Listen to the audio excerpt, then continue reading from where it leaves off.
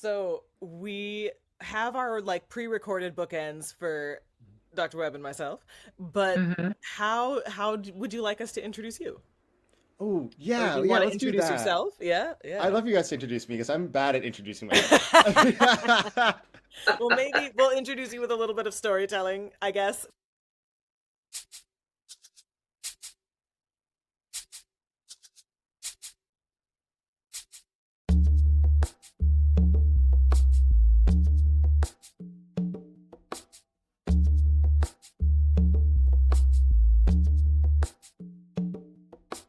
Find what you need. Find hope. Find what feeds you. Find energy. Find what you need. Find art. Let's heal together. Find love. Find what you need. Find what feeds you. Find what you need. Let's heal together.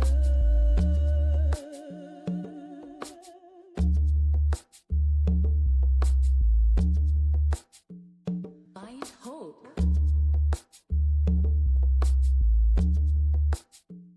Find energy.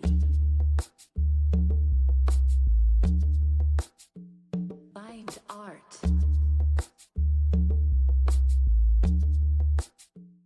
Find love.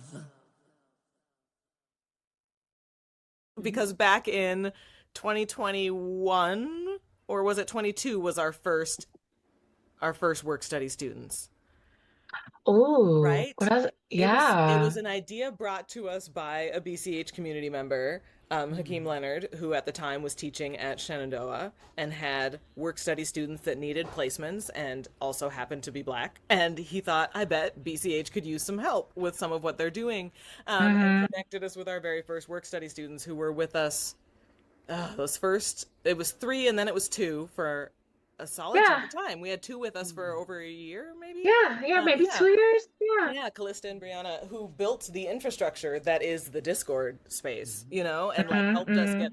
get the BCH retreat off the ground, and just Yeah. helped with managing some basic admin stuff in our pretty foundational, like the transition from podcast to like wellness space was Hmm. was Hmm. largely stewarded by them, and so we owe them a lot. And we continued to have every semester work study students from Dr. Leonard for a couple of years, and then he transitioned out of his teaching role, and we sort of quieted. We were working on the book, like we didn't have as many admin needs, Right. and then we just started to get to this point where it was like, oh, we're kind of opening back up again, maybe getting a little more public again, and maybe it might be time. And by that time, Anika, you had the job at Drexel and was like, Yeah. what if we brought some work study students?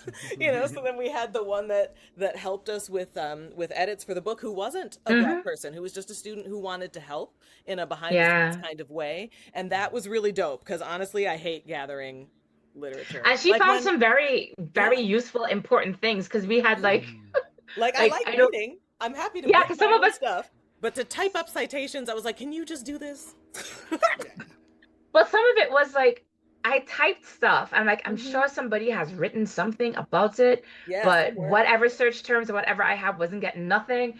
And then we had a list of stuff like, can you find something related to this? And she Hmm. found a bunch of things like, oh my gosh, yes, that's great. And then she typed up everything, like formatted all the references and stuff. So yeah, that was cool. Oh, it's fantastic. Yeah. Yeah. And then this semester we got Noah. So Noah Slade joined us in, when did you join us? Was it Was it? January? January? Yeah, January. Um, Oh, but your first, so it's recent technically because we're recording this in April, but your first post on socials wasn't until like March, right? Like Yes, we took yes. 2 months to just like get to know each other mhm. and Yeah. just, have conversations like this. And this is the first one that we're choosing to record and release publicly. Yeah. So yeah, so Noah Slade is a graduate student. Dr. Webb, do you want to take it from here? Because I'm like, I know you're a graduate student at Drexel, but you do other things also. Oh Like, my gosh. So Noah has been in our program since September, and along with the other students have come in, just created a very beautiful, nurturing, such a great little community with that cohort where they really are well connected, supporting each other. You know, it's been great having them, all of them. And then it's been great having this opportunity to get to know Noah a little bit better and see how they're working and to just witness your journey, Noah. It's been cool.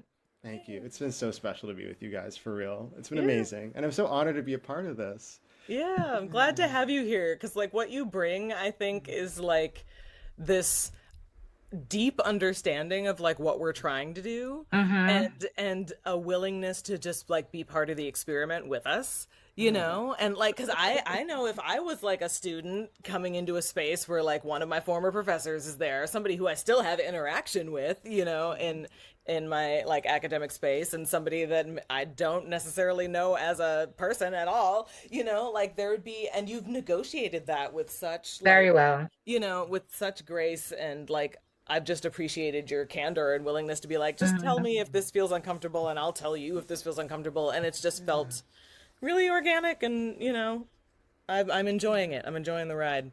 Oh my gosh, likewise. I mean, it's so beautiful and like reciprocitous, and it's Yeah. been Mhm. really helpful for me to like really get into relationship with my way of being while also doing this work in grad school. And you guys have just really helped me like, yeah, just break apart this feeling of like needing to operate a certain way, and like now I'm being able to realize like I can really just flow and be in community and connect and then allow that to be where my work comes from. You guys have done Mhm. deep healing just being in community with me, Oh, you know. cool. Well, It's been you really know, and we cool. never know where your life will take you, you know? Like Yeah. it's all of all the students that we've had, and it hasn't been like a ton of them, but you know, like everybody goes their ways, and maybe we keep in Hmm. loose contact, or maybe we, you know, don't talk as Mhm. much as we did in the beginning, but it's always an honor to be able to be part of someone's Yeah, life. Yeah. it is. It is. And it's, I mean, and I was just thinking when you mentioned some years, some dates, Natasha, like it's been almost 6 years Mm-hmm. of Of doing Mm. doing this. Like, BCH, yeah. Yeah. 7 that's if you really count the wild. earlier video blog years, because that was, Yeah. So you know, thank you for having this idea and being so willing to Yeah. like invite people into making it more than just an idea. Like I feel oh, very honored that Yeah. I get to be on the ride. well, thanks for Yeah. saying yes. You know, like I think a lot about how I don't think this would have gotten as far as it's gotten without you at Nikkei. Like we really, we did I something, you appreciate you know? saying that, but I feel Yeah. like, in all honesty, sometimes I feel guilty. I'm like, man, Natasha's doing all this stuff. I'm like, I just write a little thing on the Patreon once in a while, and I'm like, No. am I doing enough?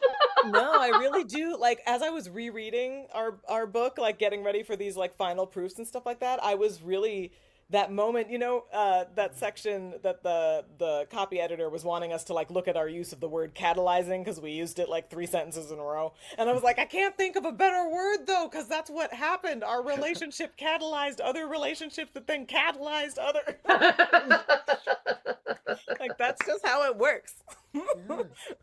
Yeah. Yeah, you guys have really created something so special and beautiful. And it really, I mean, just from being able to witness your dynamic over these few months, I'm like, their beautiful dynamic has really catalyzed, like you're saying, Yeah. it's catalyzed other dynamics and it's Yeah. invited people into this beautiful space that you guys share. It's really cool. Yeah. Thanks. I appreciate that. Yeah, like yeah, Yeah.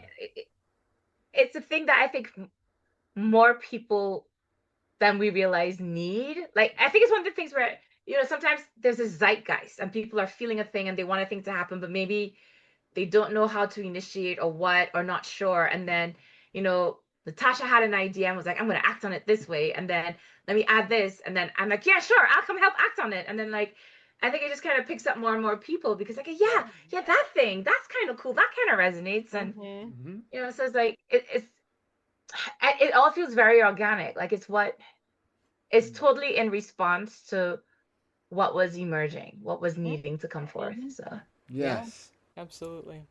It It's the feels great beauty. woohoo! being the real. Oh, Yes, it's the beauty of the what if. It's it the is. what if. Yeah. Mm. Hmm.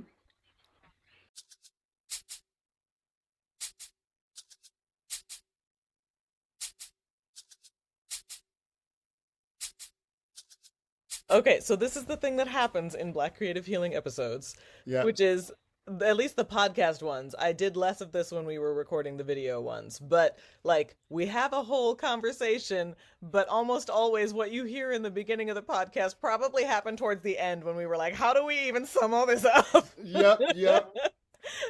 It's like Because literally just there's a flow of usually, conversation. yes, almost every podcast episode, the actual conversation, if you were to click like the raw file, it's us being like, so we were in the middle of a thought and then we were like, oh my God, hit record. Like, catch this, catch this. Yep, Catch it, yep, catch yep. it. So we hit record because Noah said something profound. And That's how it went. it was about our spaces and how, we create these healing spaces for ourselves and dot dot dot. And enter into these spaces. I've been thinking about this so much lately too, even with like just what we're doing at Drexel and then also with this space. It's like we create these healing spaces and then we like enter into them with all of the baggage and all the stuff from the other spaces that we deal with all the time. Yes. And it's kind of like it's different than like entering into a space where you are carrying this baggage to release it. It's almost like you assume the space operates the same way as all these other spaces. You know what I mean? Yes, and you It's don't very know how to put it interesting. down. You don't know how to Yeah, put you down don't the know other how to stuff put it down. until you're like confronted with it. Mm-hmm. And it's It's this really interesting. awkward thing that happens that you're like, how do I put it down? Do I put it Mm-hmm. down in a way that acknowledges, oh, look at me. I came in here carrying some shit. Or do I put it down in a way that was like, why'd you let me walk in here like this? Like it's you see people react all different ways, and then there's the people who are like, let me just quietly put it down and hope that nobody saw that. I That's have me. I have that vibe because I'm doing work with a somatic coach, Mm. and I know that like excuse me, whatever, like we meet bi-weekly, and in between I have certain things I'm doing, that I'm tracking, that I'm practicing. And I know that like I signed up for this. I Mm. thought this would be helpful and I resonated with what I saw. But then there's some moments where I'm like, oh, well, I was supposed to do it on Monday. I supposed to do it 3 times a week. So if I didn't do it on Monday, let me make sure I check it out, because then, and then I had to catch myself like, I'm not doing it for the coach's approval. Like, she don't got her money. She good. I could do it or not do it. She good. Mm. Right. Yeah, So if I'm doing it to prove whatever, like who am I proving it to? yeah. One. And two, the other thing that had to hit me this morning, I pulled an oracle card and it said, Mm. it was in the reverse position, and that section was talking about, hold on, let me pull the card. So, Oh, I'm so excited. I should also pull a card today. I was thinking about Ooh. that. Yeah, that'd be fun. Oh, that's I like the beautiful. illustration. So Yeah.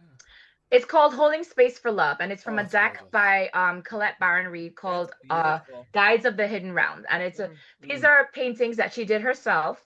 So this one I'll just describe. It's like a background of like red damask roses type thing. So you see like red and black swirls to indicate roses. And in the foreground is a figure with their Mm. eyes closed, white eyelashes, white eyebrows, and Mhm. like the third eye is all illuminated, and then there's a crown.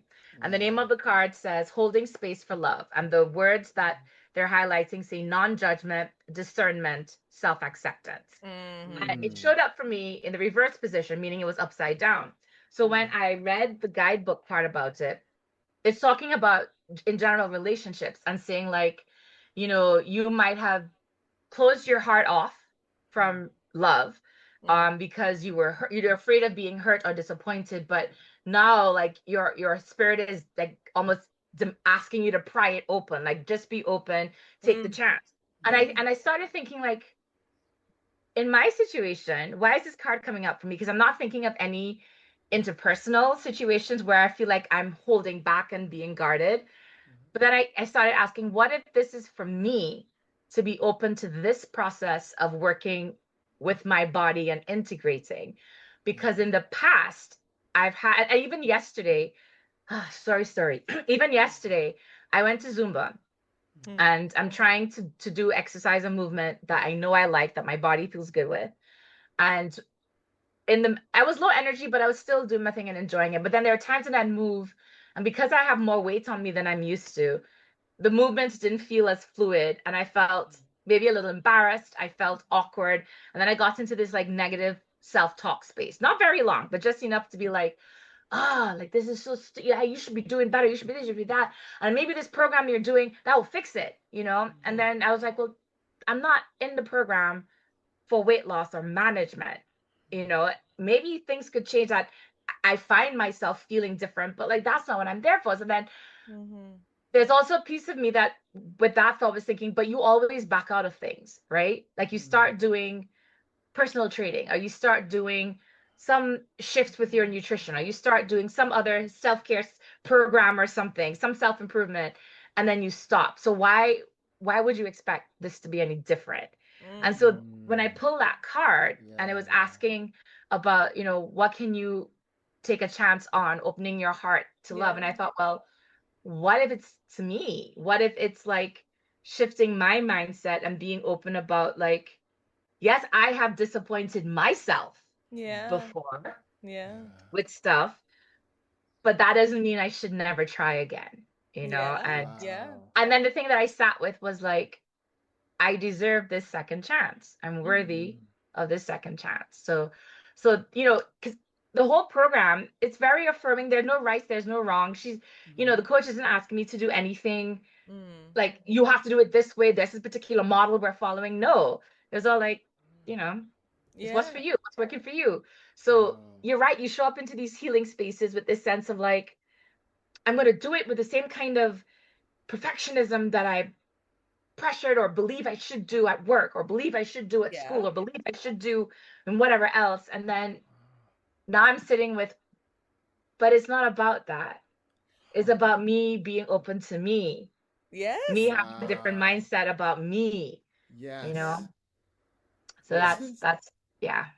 this is so fascinating. Thank you so much for sharing that. And also, like, I am I am forever fascinated by the universe doing this like divine mirror thing where like we Mm. seem to like echo each other in our own lived experiences. This Mm. is so fascinating because I literally like yesterday I was texting some people in my community and I was texting some folks from Drexel, just like processing a very parallel kind of dynamic with love and with the experience of self-love Mm. because I feel like love is relentlessly present and is like really pushing us into just like almost like coming into a relationship with our natural way of being. Yeah. And it creates a kind of like there's so much tension in that motion, right? Like Mm-hmm. in these spaces, in these relationships, and these circumstances where our natural way of being might come into conflict with like certain things that we want or certain ways that we believe we should operate.